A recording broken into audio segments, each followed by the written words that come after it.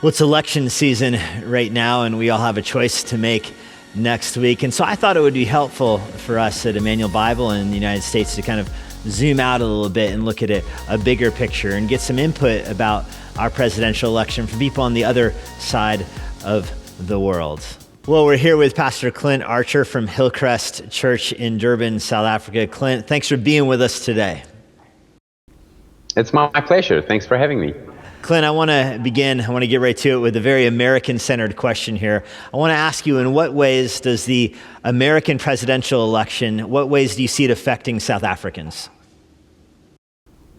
Well, it probably doesn't affect us in as a direct way as it does for you, obviously, but there is some effect for us. Our economy depends a lot on the decisions America makes, and so our stock market is waiting with bated breath, much the same way yours is.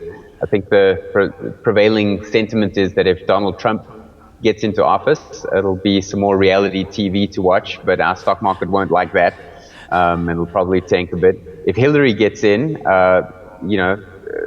we'll just have to wait till World War III starts then, thanks to what's happening in Russia, and then our economy will crash after that. So yeah, our people are probably as nervous as your people.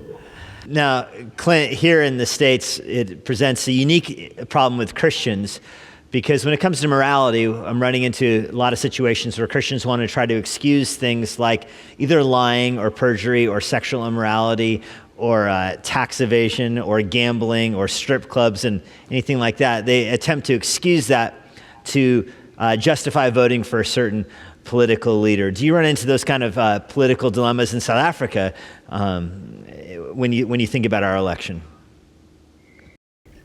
I think that Americans have enjoyed the luxury over the past several decades or maybe even centuries of being able to choose between fairly good candidates. Our candidates are usually all immoral. And so there isn't a sense of picking the lesser of two evils. It's just, you have to vote for who you can vote for. Our own president at the moment was voted in during a trial on corruption and a trial for rape. And that didn't put a speed bump in his popularity. And I think that you guys are just facing what most of the rest of the world faces on a good day. How do you navigate that? How do you help people cultivate this mindset that they're not compromising their values by voting for a political leader?